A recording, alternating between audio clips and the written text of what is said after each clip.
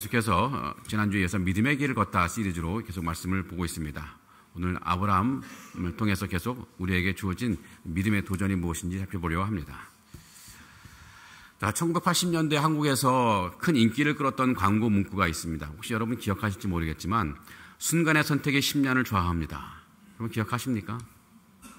제품 하나를 잘 선택하면 10년을 편하게 사용할 수 있지만 잘못 선택하면 10년을 내내 불편할 수밖에 없으니 신중하게 선택하라는 광고 문구였습니다.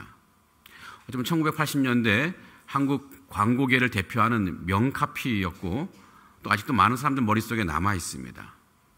그런데 아이러니하게도 대부분 사람들은 이게 어떤 제품 광고였는지 잘 기억 못 하더라고요. 어떤 제품 광고였는지 잘 기억 못 해도 이 문구가 사람들 머릿속에 남아 있는데 아마도 그 까닭은 이 문구가 우리 인생의 선택에도 그대로 적용될 만큼 묵직한 울림을 주기 때문일 것입니다. 생각해보면 우리 인생은 끊임없는 선택의 연속입니다. 어디서 살 것인지, 어떤 일을 할 것인지, 누구와 함께 할 것인지, 또 어떤 과목을 전공할 것인지 우리는 늘 고민하고 선택하며 하루하루를 살아갑니다. 오늘 이 시간 예배당에 나와서 예배 드리는 것도 우리가 예배 드리겠다고 선택한 결과이겠죠. 그런데 이 선택들이 우리 인생에 중요한 영향을 미칩니다. 왜냐하면 그 선택들이 모여서 지금 우리 자신을 만들기 때문이고 또 미래에 우리 자신을 만들어 갈 것이기 때문입니다. 그래서 어떤 철학자는 이렇게 말합니다. 결국 우리 인생은 우리가 하는 선택들에 의해 만들어진다. 우리 인생은 우리가 하는 선택들에 의해서 만들어진다고 말합니다. 그렇습니다. 이 오늘의 나, 오늘의 우리 모습은 예전에 내가 행한 수많은 선택들이 쌓여서 이룬 결과이죠. 이 악한 선택들을 많이 한 사람은 결국 악한 사람이 되는 것이고 선한 선택을 많이 한 사람들은 결국 선한 사람이 되는 것이죠. 그러기에 우리가 선택을 할 때 아무렇게나 감정 내키는 대로 선택할 것이 아니라 정말 신중하게 선택해야 할 것입니다. 오늘 본문은 아브라함의 선택 이야기예요.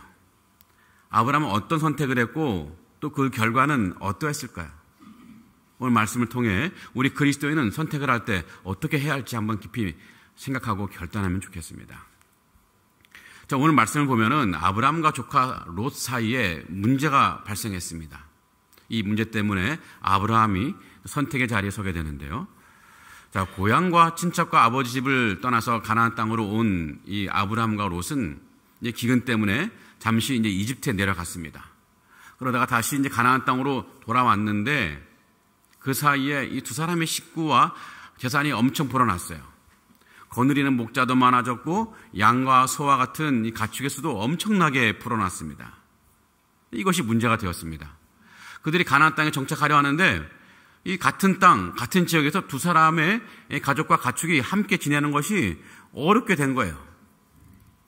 이 물과 목초지를 두고 이 아브라함의 목자들 또 롯의 목자들 사이에서 이 다툼이 끊이지 않고 벌어지고 있습니다. 서로 좋은 풀밭과 서로 좋은 물을 차지하려고 싸우기 시작했는데요. 어쩌면 이 단순한 말 다툼을 넘어서 고성이 오고 갔을 것이고 어쩌면 심지어는 주먹 다짐까지 오고 가는 그런 생각한 상황이었을 것입니다. 결국 서로 갈라져서 다른 지역에서 살아야 하는 때가 온 것이죠. 이제 누가 어디에 자리 잡을 것인가, 어느 땅에 거주할 것인가를 선택하고 결정하는 순간이 되었습니다. 자, 이때 세상의 상식대로라면 아브라함은 이 문제를 어떻게 해결해야 했을까요? 대부분 사람들이 이 아브라함의 입장이라면 당연히 더 좋은 땅을 고를 거라고 생각하겠죠.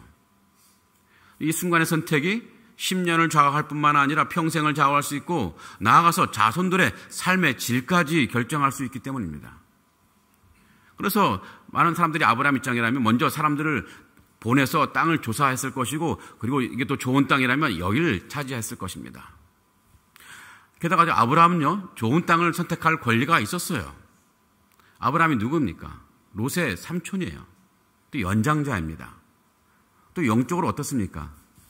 하나님께서 직접 소명을 주시고 위대한 약속을 준 사람은 롯이 아니라 아브라함이었습니다. 롯은 그저 삼촌을 따라서 나온 사람일 뿐이에요. 모든 명분과 권리와 또 사회적인 또 영적인 기득권은 다 아브라함에게 있었습니다. 그러니 어쩌면 아브라함은 롯을 불러다가 이렇게 말해도 되었을 거예요. 예사 롯아, 상황이 이렇게 됐으니까 이제 우리가 좀 떨어져 살아야겠다. 내가 먼저 저기 좋은 땅을 고를 테니까 너는 남는 땅으로 해라. 이렇게 해도 거기에 있는 모든 사람들은 모두 수긍하고 그대로 따랐을 거예요. 그런데요, 오늘 본문 9절을 보면 아브라함은 우리의 상식과는 배치된 말을 해요. 9절 끝에 이런 말씀합니다. 네가 좌하면 나는 우하고 네가 우하면 나는 좌하겠다. 이 말을 요즘 말로 바꾸면 무엇입니까? 롯아, 네가 먼저 골라라. 네가 고르고 남는 것을 내가 선택하겠다. 아브라함은 자신에게 마땅히 있는 이 먼저 가질 권리를 기꺼이 내려놓은 것입니다. 아브라함은 어떻게 이런 상식을 뛰어넘는 선택을 할 수 있었을까요? 어쩌면 우리는 이렇게 생각할 수도 있을 것입니다. 아브라함은 참 인격이 훌륭한 사람이다. 조카를 끔찍이 아끼는 너그러운 삼촌일 것이다. 그래서 좋은 땅을 양보했겠구나.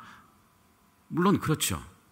아브라함에게는 관계를 소중히 여기는 따뜻한 마음이 있었을 것입니다.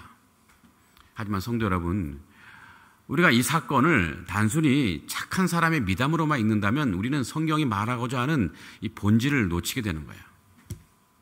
잠시 그 당시의 상황을 냉정하게 우리가 바라볼 필요가 있는데요. 여러분, 고대 사회에서 땅과 물은 곧 생명입니다. 특별히 목축업을 하는 이들에게는요, 비옥한 초지와 이 풍성한 물을 확보하는 것은 단순히 재산을 불리는 문제가 아니에요. 그것은 가문의 생존이 걸린 문제입니다.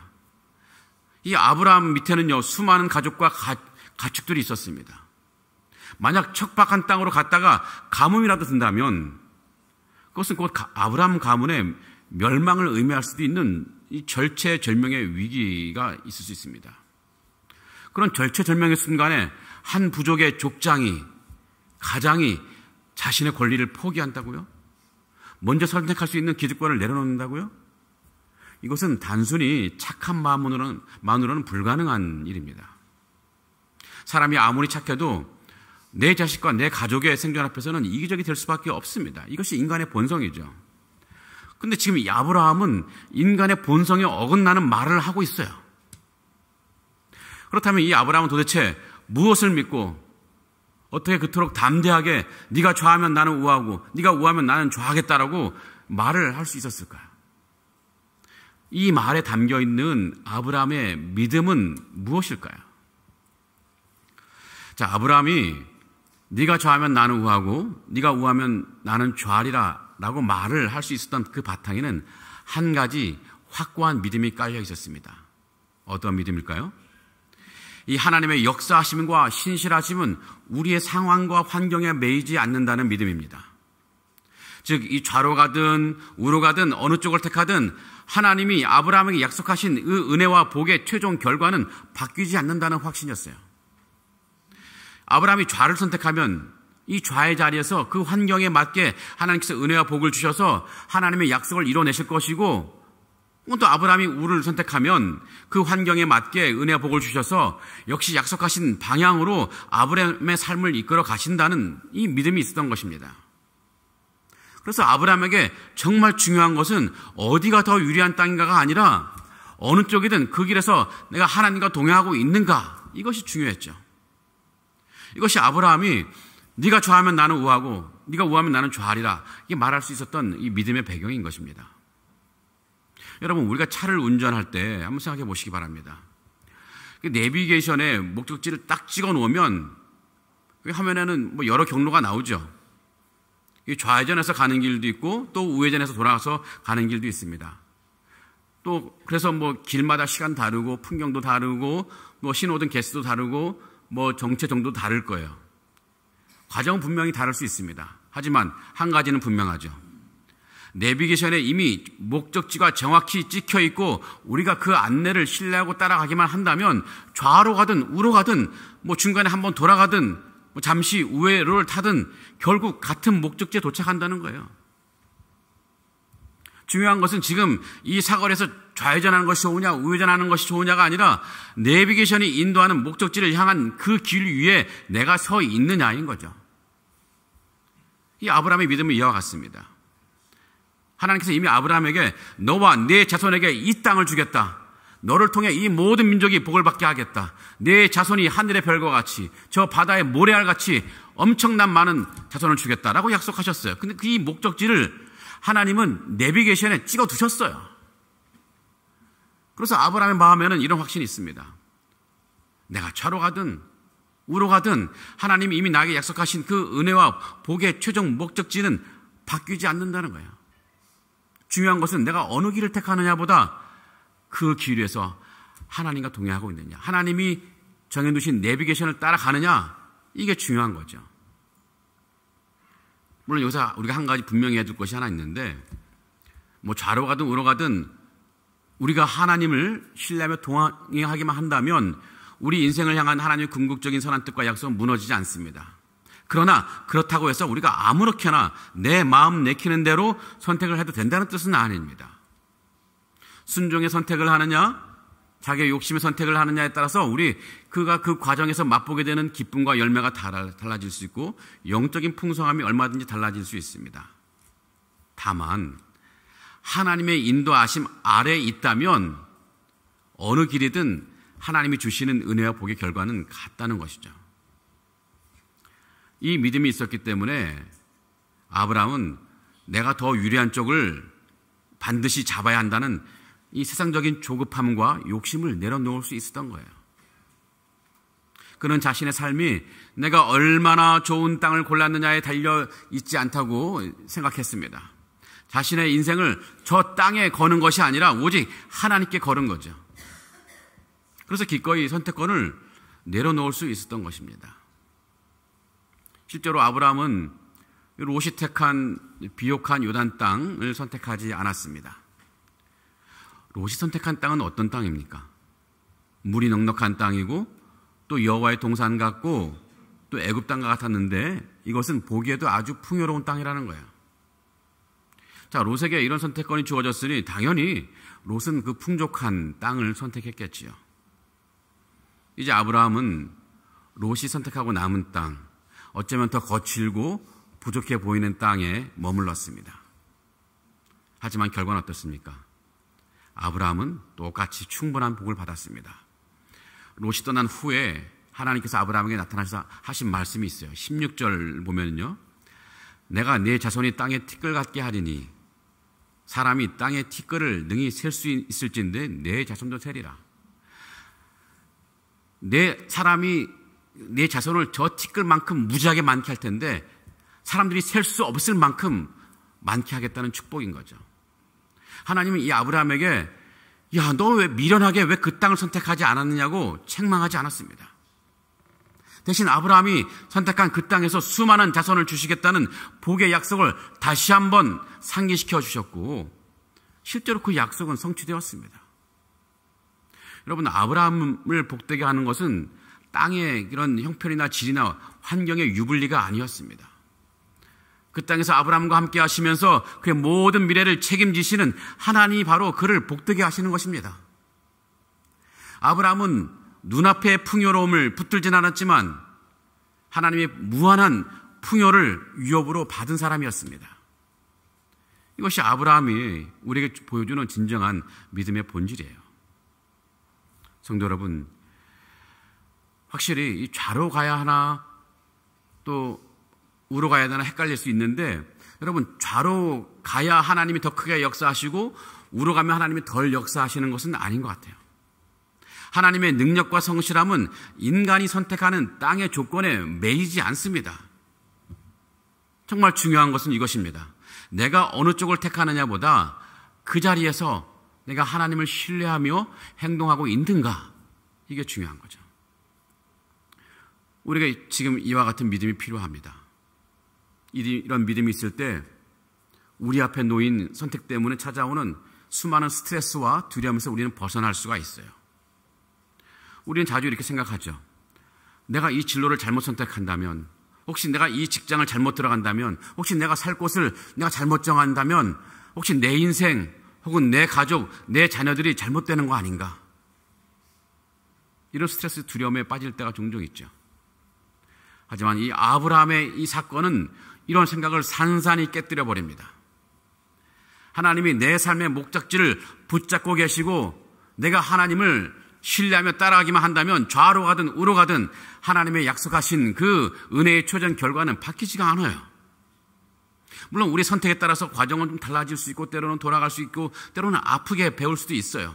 그러나 하나님은 결국 우리를 하나님의 선하신 뜻으로 이끌어 가시는 분이십니다. 이 하나님은 그 때에 맞는 은혜를 충분히 베푸실 수 있는 분이거든요. 그래서 여러분 진로를 선택할 때 혹은 이직을 고민할 때 혹은 어디서 살아야 될지 한국에 살아야 될지 상하이에서 살아야 될지 고민할 때도 하나님이 목적지를 잡고 계신다. 나는 그분과 동행하기만 하면 된다 하는 믿음이 있다면 이번에 내가 잘못 선택하면 내 인생의 낭패다 라는 두려움에서 우리는 자유로워질 수 있습니다. 성도 여러분, 혹시 여러분이 지금 어떤 선택의 기로에 서 있습니까? 또 이 상황 속에서 어떤 마음을 품고 계십니까? 하나님이 나의 목적지를 붙들고 계신다는 믿음에서 고민하고 계십니까? 아니면 한 번 잘못 선택하면 내 인생 망할 수 있다라는 두려움에서 고민하고 계십니까? 성도 여러분, 우리가 하나님을 믿고 하나님과 동행하는 삶을 살아가고 있다면 그 하나님이 우리 인생을 책임지실 것을 꼭 믿으시기 바랍니다. 하나님의 선하심이 우리 삶을 인도하실 것을 믿고 더 이상 선택의 자리에서 두려움 대신에 믿음을 붙드시는 여러분 되기를 간절히 기원하고 축복합니다. 자, 이제 우리에게 이런 아브라함의 믿음이 있다면 우리의 선택의 고민은 완전히 바뀔 수 있습니다. 예전에는 어떤 고민을 했습니까? 어느 쪽이 연봉이 더 높은 직장인가? 어디가 더 환경이 살기 좋은 환경인가? 우리 아이들 교육에 어디가 더 입시에 더 좋은 곳인가? 물론 이 고민들이 잘못된 것은 아니지만 믿음의 사람은 이런 질문들보다 그 앞서서 한 가지를 먼저 물어야 할 것입니다. 어떤 선택을 하나님이 더 기뻐하실까? 어떤 선택이 내 신앙과 우리 가정의 믿음을 지킬 것인가 하는 질문을 먼저 해야 한다는 것이죠. 두 직장 중에 하나를 놓고 고민한다면 연봉이나 환경의 관점에서 고민하는 것도 필요하지만 그보다 앞서 예배와 신앙의 관점에서 선택하는 것이 필요하다는 것입니다. 자녀의 진학을 고려할 때 학교나 여러 가지 전공의 관점에서 고민하는 것도 필요하지만 그보다 앞서 자녀가 믿음의 삶을 잘 살아갈 수 있는 길이 어떤 길이냐를 먼저 고민하는 것이 필요하다는 거예요. 한마디로 한다면 땅의 유리함과 불리함을 고려하기에 앞서서 어떤 선택을 하나님이 기뻐하실지를 먼저 묻는 것이죠. 하나님이 기뻐하시는 어떤 길을 기뻐하시는가를 먼저 묻고 하나님이 기뻐하시는 그 길을 선택하는 그것이 바로 믿음의 선택입니다. 우리가 이 믿음의 선택을 할 때, 즉 하나님이 기뻐하시는 관점에서 선택을 할 때 하나님은 그 선택을 통해서 우리 삶을 향한 그 놀라운 계획을 충분히 이루어 가실 것이고 또 우리 삶을 하나님의 영광을 드러내는 통로로 삼아 주실 것입니다. 성도 여러분, 그렇다면 하나님이 기뻐하시는 관점에서 선택하는 길이란 구체적으로 어떤 모습일까요? 우리가 살아가는 동안 선택의 자리에 서 있을 때 어떤 선택이 하나님이 기뻐하실 선택일까라는 질문을 제기할 수 있는데 어떤 선택이 정말 하나님이 기뻐하시는 선택일까요? 어떻게 분별하고 선택할 수 있을까? 선택의 자리에서 한 3가지 정도 물어보면 그 답이 나올 것 같습니다. 3가지 질문인데 첫 번째 질문은요. 내가 하려는 선택이 하나님 말씀을 거스르지는 않는가를 물어보는 거예요. 자, 하나님은 이미 성경 말씀을 통해서 분명하게 하지 말라, 이것은 죄다, 이렇게 행하라 라고 말씀하신 것들이 참 많이 있습니다. 그러니까 우리 선택은 반드시 이 말씀의 가르침 위에 있어야 한다는 것이죠. 한번 예를 들어 한번 생각해 볼까요? 직장에서 혹은 다른 곳에서 정직 대신 거짓을 선택하라는 유혹이 있을 수 있습니다. 그런 유혹 앞에서 우리는 무엇을 기억해야 되냐면은 잠언 12장 22절 보면요. 거짓 입술은 여호와께 미움을 받아도 진실하게 향하는 자는 그의 기뻐하심을 받느니라. 이렇게 말씀하신다. 아무리 눈앞에 이익이 커 보여도 거짓을 택하는 것은 하나님이 기뻐하시지 않는 것입니다. 여러분 또 가정이나 교회에서 혹은 또 다른 친구들 관계에서 사랑 대신에 미움을 붙들고 또 분노를 품거나 복수심을 품으려는 마음이 생길 수 있습니다. 그때 우리는 무엇을 기억해야 됩니까? 우리 예수님 말씀하신 네 원수를 사랑하라, 또 네 이웃을 사랑하라는 말씀을 되새겨야 되는 거죠. 미움은 결코 하나님이 기뻐하시지 않는 일이기 때문에요. 또 세상적인 성공과 부를 위해서 하나님 외에 다른 것을 우상처럼 숭배하고 탐하려는 마음이 들 때마다 우리는 십계명의 첫째 계명을 기억해야 됩니다. 너는 나 외에는 다른 신들을 내게 두지 말 것이다. 그래서 우리 마음 중심에 무엇이 있는가를 점검해야 되는 거죠. 불의한 방법으로 눈앞의 이익을 취하려는 그 유혹 앞에서 우리는 잠언 10장 이전에 나온 말씀처럼 불의한 재물은 아무 유익이 없어도 공의는 죽음에서 건지느니라. 이 말씀 붙잡아야 되죠. 여러분 이런 것들은요 우리가 기도하면서 주님 이게 주님 뜻입니까? 물을 필요가 없어요. 이 말씀 안에서 아니다, 옳지 않다고 분명히 말씀하셨기 때문입니다. 주님의 말씀은 성경에 분명히 명확히 계시되어 있습니다. 우리는 그 말씀에 비추어서 우리 선택을 판단하면 되는 거예요. 물론 우리 마음은 때로 속삭이는 말을 들을 수가 있어요. 한 번쯤은 괜찮지 않을까. 지금 이 상황에서 어쩔 수 없잖아. 다른 사람들 다 이렇게 하는데 뭐. 이런 유혹은 우리의 믿음을 시험하고 우리를 죄의 길로 인도하게 되어 있습니다. 여러분 이 좌냐 우냐, 즉 세상적인 선택의 방향보다 우리가 먼저 확인해야 될 것은 그 길이 정말 하나님 말씀을 정면으로 거스르는 것이냐 아닌가를 확인하는 거예요. 아무리 큰 이익이 보장되었어도 말씀에 어긋나는 길이라면 과감히 돌아설 줄 아는 것이 그 길이 정말 하나님이 복을 주시는 길이고 선한 길로 인도하시는 길을 믿는 것이 참된 믿음의 용기입니다. 이것이 우리가 바로 걸어가야 될 믿음의 길 첫 번째 길인 거예요. 자, 선택 앞에서 물어야 될 두 번째 질문이 있습니다. 이 선택이 하나님의 성품을 더 닮아가게 하는 선택인가 하는 것입니다. 여러분 하나님의 성품은 어떻습니까? 성경은 이 하나님을 사랑이라든지 거룩이라든지 자비라든지 인내하심, 또 진실하심, 또 공의로우신 분이라고 증거하고 있습니다. 우리 선택은 단순히 어떤 결과를 가져오는 것을 넘어서 우리의 인격과 성품을 형성해 나가죠. 초반에 말씀드렸듯이 우리가 하는 선택으로 우리 자신을 만들어 가거든요.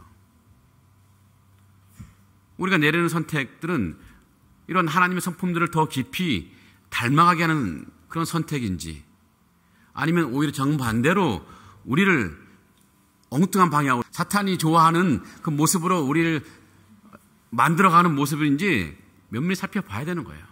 한번 생각해 봅시다. 자, 이 선택이 정말 상대를 미워하고 판단하게 하는가? 아니면 용서와 이해로 나가게 하는가? 나를 더 교만하게 만드는 것인가? 그래서 자기 의로 사로잡히게 하는 선택인가? 아니면 겸손하게 섬기게 하는 선택인가? 거짓과 불에 타협하게 하는 선택인가? 아니면 진실함과 정직함으로 나를 빚어가는 선택인가? 여러분 아브라함은 자신에게 마땅히 있는 먼저 가질 권리를 내려놓고 조카에게 양보했습니다. 그는 자신의 이익만을 추구하기보다는 이 조카와의 관계를 지키고 하나님의 평화를 선택했죠. 그의 선택은 하나님의 사랑과 너그러심을 너무나 닮아가는 선택이었습니다. 그는 자신의 눈에 보기에 좋은 땅을 택하지는 않았지만 하나님 마음에 더 가까운 선택을 했습니다. 비록 그 선택이 당장에는 손해처럼 보일지 몰라도 하나님의 성품을 닮아가는 그 길은 분명히 하나님께서 은혜를 주시고 복을 주시는 길입니다. 그것을 믿고 하나님의 성품을 닮아가는 길을 선택하는 것, 그것이 바로 하나님이 기뻐하시는 선택입니다.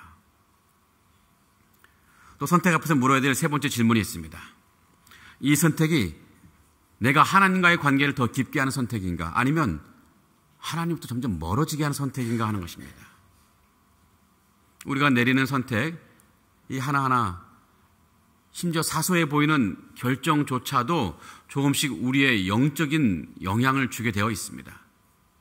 여러분 마치 작은 나침반 바늘이 조금씩 방향을 틀면 옛날에 배라는 것이 나침반 보고 가는데 조금만 방향이 틀어지면 배는 결국 엉뚱한 방향으로 도착하게 되어 있어요.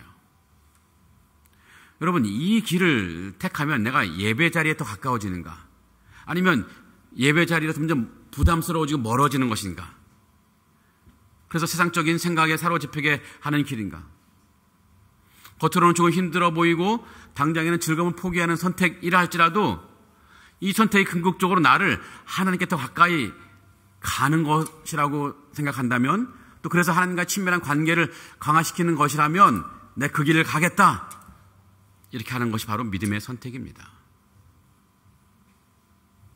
말씀을 정리해 보겠습니다. 성도 여러분, 오늘 우리는 이 아브라함의 믿음의 선택, 내가 좌하면 나는 우하고 네가 우하면 나는 좌하겠다 라는 이걸 통해서 믿음의 길이 무엇인지 한번 생각해 보았습니다. 아브라함은 이 땅의 유불리를 붙잡지 않고 그 땅을 주관하시는 하나님께 자신의 미래를 맡겼습니다. 그래서 자신에게 있는 권리마저 내려놓고 선택권을 롯에게 양보할 수 있었던 거예요. 우리는 흔히 이렇게 묻습니다. 야, 어디가 나에게 좋지? 어디가 더 편하지? 어디가 더 안전하지? 그러나 믿음의 사람은 어떻게 묻습니까? 어디가 더 하나님이 기뻐하시는 길이지? 여러분, 좌로 가면 하나님이 안 계시고 우로 가면 하나님이 계시는 것이 아닙니다.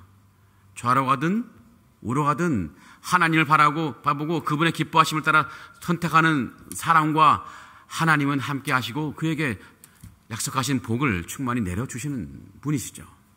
그래서 진짜 우리 인생의 중요한 질문은 어디를 가느냐가 아니라 그 길을 선택할 때 나는 무엇을 기준으로 또 어떤 하나님을 믿고 선택하느냐 하는 것입니다.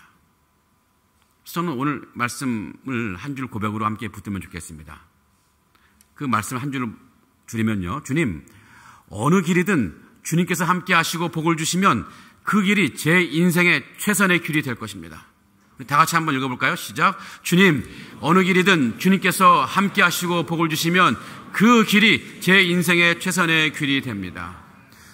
여러분, 이 고백이 단순한 암송이 아니라 우리 마음 깊은 곳에 터져나오는 진정한 신앙의 고백이 되기를 간절히 원합니다. 이 고백이 우리 삶을 이끌어가는 능력의 선언이 되기를 간절히 원합니다. 그럴 때 하나님께서 우리의 시야를 넓혀주실 거예요. 우리가 생각하지 못했던 새로운 길, 더 큰 비전을 열어주실 줄 믿습니다. 우리의 인생의 길을 새롭게 하시고 우리의 발걸음을 인도해 주실 것을 믿습니다. 우리 교회의 미래와 우리 삶과 우리 자녀 세대까지 책임져 주시는 이 하나님을 믿고 따라간다면 우리 삶과 우리 교회, 우리 자녀들은 부흥과 축복의 길로 나아갈 것을 확실히 믿습니다.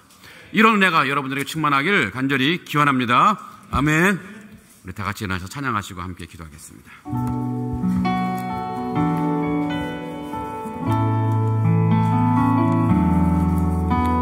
주여, 우린 연약합니다. 우린 오늘을 힘겨워합니다.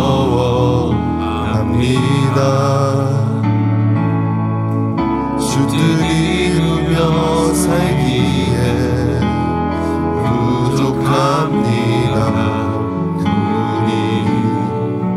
우린 연약합니다. 우린 넘어집니다. 주여, 우린 넘어집니다. 오늘 하루 또 실수합니다. 주의 긍휼을 구하는 죄인입니다. 주만 바라봅니다.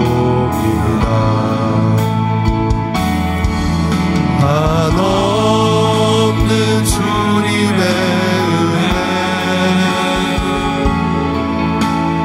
온 세상 위에 넘칩니다. 나릴 수 없는 주 영광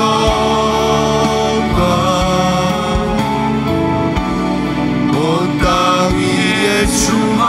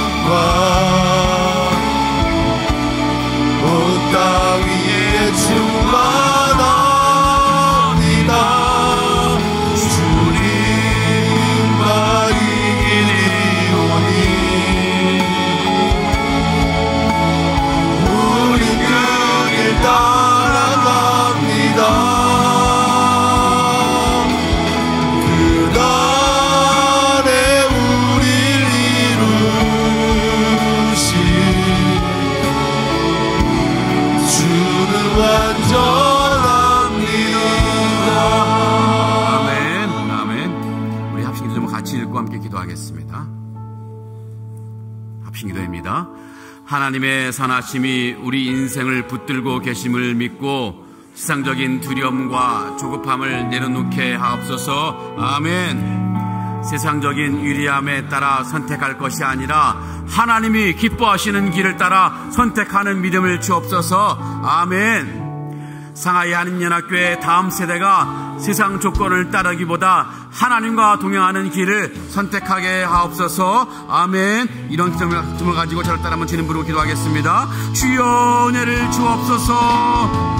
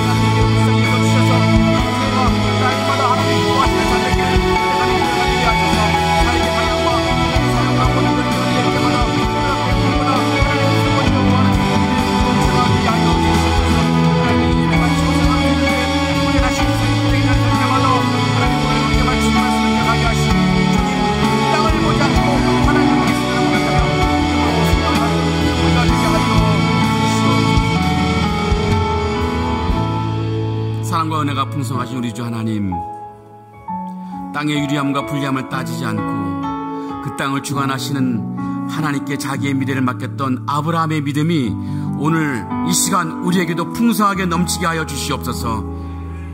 우리는 여전히 눈에 보이는 조건 앞에서 흔들리고 혹시 한 번의 선택이 내 인생을 어렵게 하진 않을까 두려워하며 살아갈 때가 많았습니다. 하나님, 그러나 이제 주님 앞에 고백합니다. 주님, 어느 길이든 주님께서 함께 하시고 복을 주시면 그 길이 제 인생의 최선의 길이 될 줄 믿습니다. 하나님, 이 고백이 우리 입술에서만 그치지 않게 도와주시고 우리의 삶을 이끌어가는 믿음의 고백이 되게 하여 주시옵소서. 인생의 크고 작은 선택의 자리마다 땅의 유리함과 세상의 편리함을 먼저 보지 않게 하시되 먼저 하나님의 말씀을 떠올리게 하시고 하나님의 성품을 닮아가는 길을 찾게 하시고 무엇보다 하나님과 더 깊이 동행하는 길을 선택하는 우리가 되게 하여 주시옵소서. 우리 안에 여전히 자리 잡고 있는 세상적인 두려움과 조급함,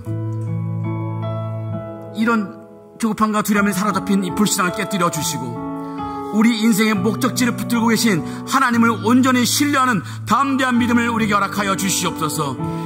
특별히 우리 다음 세대를 위해 기도합니다. 하나님, 이 아이들이 세상의 조건과 성공만을 따르지 않게 하시되 어디에 있든지 하나님과 동행하는 길을 선택하는 믿음의 세대로 세워 주시옵소서. 미래의 진로와 학업과 만남의 자리마다 하나님의 기뻐하시는 선택을 할 줄 아는 거룩한 지혜와 분별력을 더하여 주시옵소서. 살아계신 하나님, 우리 상하이 한인연합교회를 불쌍히 여겨 주시옵소서. 이 교회가 늘 하나님이 기뻐하시는 길을 선택하는 교회가 되게 하여 주시되 사역의 방향과 재정의 사용과 모든 결정을 내릴 때마다 눈앞의 형편보다는 하나님의 뜻을 먼저 구하는 믿음의 공동체가 되게 하여 주시옵소서. 이제 예배를 마치고 세상으로 흩어질 때 우리가 다시 선택의 자리에 설 때마다 오늘 우리에게 주신 말씀을 기억하게 하시되 주님, 땅을 보지 않고 하나님을 보겠습니다라고 고백하며 믿음으로 순종하는 발걸음을 내딛는 우리가 될 수 있도록 축복하여 주시옵소서. 예수 그리스도의 이름으로 간절히 기도합나이다. 아멘. 이제는 우리 주 예수 그리스도의 은혜와 우리를 향한 계획을 결코 실패하지 않으시는 하나님의 아버지의 크신 사랑과 매 순간 선택의 자리에서 하나님이 기뻐하시는 길을 보게 하시고 그 길을 걸어갈 힘을 주시는 성령님의 인도하심이 땅의 유불리를 따르지 않고 어느 길이든 하나님과 동행하는 길을 믿음으로 선택하기를 소원하는 상하이 한인연합교회와 여기에 속한 모든 성도들 머리 위에 지금부터 영원토록 함께 하실지어다. 아멘.